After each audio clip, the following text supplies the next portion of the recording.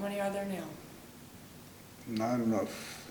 Back in the 70s, 80s, there were like 300,000 volunteer firefighters in the state of Pennsylvania. Right now, it's like 37,000 in the state of Pennsylvania. My name's Mike Buchanan. I'm 63. Been a member here for 40-some years. I recently stopped running fire calls about a year and a half ago because I'm just getting too old for it.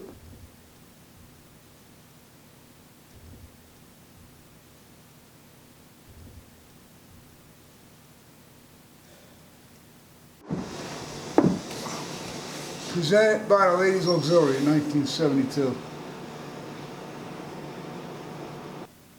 It was started about 1910 from guys that broke away from the existing fire company, and they started their own company.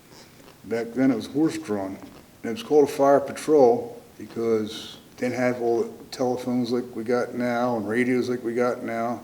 So they'd have a couple guys just ride around in a horse-drawn wagon all night, patrolling their sector to check for fires. They had an old fire truck. We donated it to this fire company in St. Clair, Pennsylvania. It was a coal mining town. See that? They made a sign out of the coal, called a little plaque. To our Godfather, from your godchildren. West End Fire Company No. 5, St. Clair, Pennsylvania, 1976.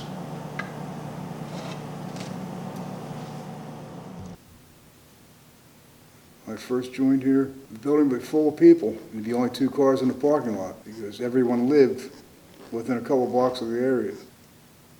Or in the area now, they grew up in Philadelphia, or as a paid company. So if we have a couple guys actually knock on the door and want to join, first thing they want to know, how much do you get paid? You don't get paid, it's a volunteer company. You volunteer to help your friend put his fire out, he volunteers to help you put your fire out. We get a thing called relief, that's sort of a state thing, we get that from insurance companies. Then we get a small amount from the fire tax. Every once in a while, we'll get a donation from the citizen that appreciates what we did for them. We used to have fundraisers back when we had enough members. We'd have a barbecue fundraiser, we had a pool tournament. It's sort of tough right now, we only have 3 guys, 4 guys, 5 guys want to show up. They're not going to raise a lot of funds.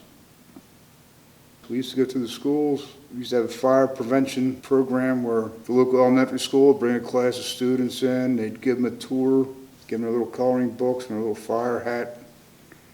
And I think this is the first year we didn't have that because there was nobody there to volunteer to do it. For the last year or so, we've had problems answering calls. You'd have a couple of young guys, you're called off, they'd be there all suited up, ready to go, and no driver would show up. Then the next time you'd have a driver show up, and it'd only be 1 or 2 guys here. That's not enough to keep the company going. Unless they start getting people to volunteer, it's probably going to wind up closing down. You can't fight fires with 2 guys. So we would like to have people volunteer so we can keep the doors open. But when you volunteer, it's just don't, hey, I'm going to hop on a fire truck. We send you to school to learn how to be a firefighter. And some people make it, some people don't. It's not an easy thing anymore. It changed a lot since I first joined, like a lot of extra hours, extra time, but they want to make sure everybody knows what they're doing and that they're safe.